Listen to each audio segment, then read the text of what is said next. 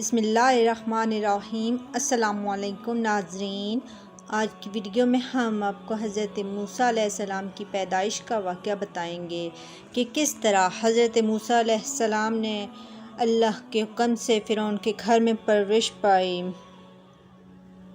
اللہ تعالیٰ ہر چیز پہ قادر مطلق ہے، وہ جو چاہے کر سکتا، ہر چیز اس کے حکم کے تابع ہے، اس کے حکم کے بغیر کچھ بھی نہیں ہو سکتا۔ ناظرین، اللہ تعالیٰ نے اپنی حکمت سے فرعون کے گھر میں حضرت موسیٰ علیہ السلام کی پرورش کی اور وہ صحیح سلامت رہے، اور ان کے ہاتھوں ہی فرعون کی حکومت کو زوال بھی آیا۔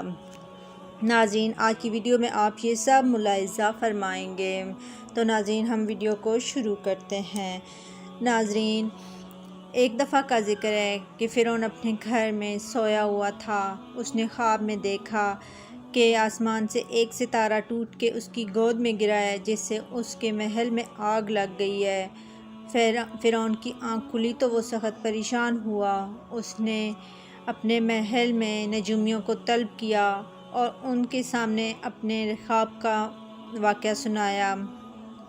نجومیوں نے جب یہ خواب سنا تو نجومیوں نے ان کو یہ تعبیر بتائی کہ بنی اسرائیل میں ایک بچہ پیدا ہوگا جو تیری سلطنت کی بربادی کا سبب ہوگا۔ تو فرعون نے یہ حکم صادر کیا کہ بنی اسرائیل میں جو لڑکا پیدا ہو اس کو قتل کر دیا جائے، اور جو لڑکی پیدا ہو اس کو زندہ رہنے دیا جائے۔ اس حکم کے بعد درباریوں نے عرض کی کہ اگر اس طرح ہوا تو سارے لڑکے سلطنت میں سے ختم ہو جائیں گے، پھر دربار کے کام کاج کے لیے، آپ کی خدمت کے لیے لڑکے کہاں سے آئیں گے؟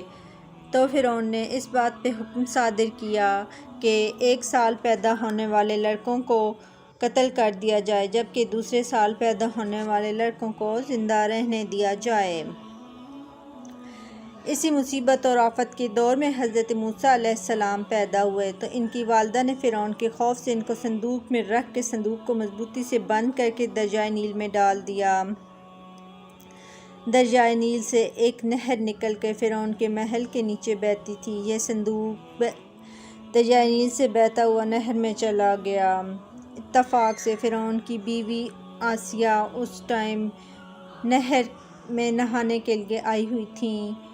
جب انہوں نے صندوق کو دیکھا تو دوڑ کے اس کی طرف آئیں اور صندوق کو کھول کے دیکھا تو اس کے اندر بہت ہی خوبصورت بچہ نکلا، جس کے چہرے پہ حسن و جمال کے ساتھ ساتھ انوار نبوت کی تجلیاں چمک رہی تھیں۔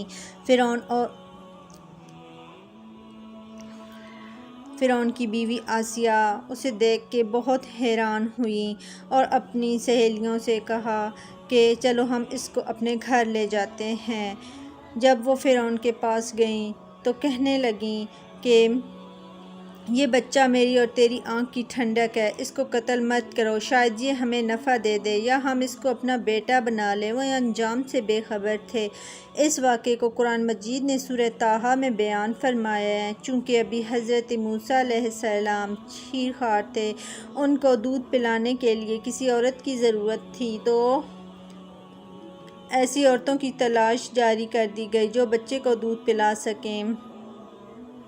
شروع میں آپ نے کسی بھی عورت کا دودھ نہیں پیا، تو دوسری طرف حضرت موسیٰ علیہ السلام کی والدہ بے حد پریشان تھیں۔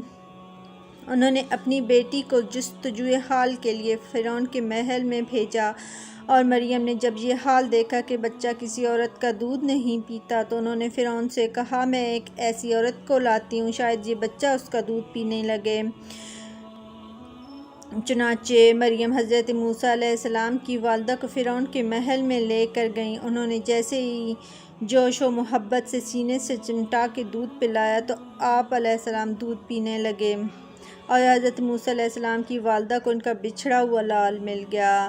ناظرین، حضرت موسیٰ علیہ السلام کی والدہ کا نام یونس اور باپ کا نام عمران ہے، اور حضرت مریم ان کی بہن کا نام ہے، مگر یاد رکھو کہ یہ وہ مریم نہیں ہے جو حضرت عیسیٰ علیہ السلام کی والدہ ہے۔ حضرت عیسیٰ علیہ السلام کی والدہ مریم حضرت موسیٰ علیہ السلام کی بہن سے سینکڑوں برس بعد پیدا ہوئیں، اور اس واقعے سے ہمیں یہ سبق ملتا ہے کہ اللہ تعالیٰ چاہے تو وہ دشمن سے بھی وہ کام کرا سکتا ہے جو دوست بھی نہیں کر سکتے۔ حضرت موسیٰ علیہ السلام کا سب سے بڑا دشمن فرعون تھا، مگر موسیٰ کی پرورش فرعون کے گھر میں ہوئی، اور یہ بھی معلوم ہوا کہ جب اللہ تعالیٰ کسی کی حفاظت فرماتا ہے تو کوئی بھی اس کو ضائع نہیں کر سکتا۔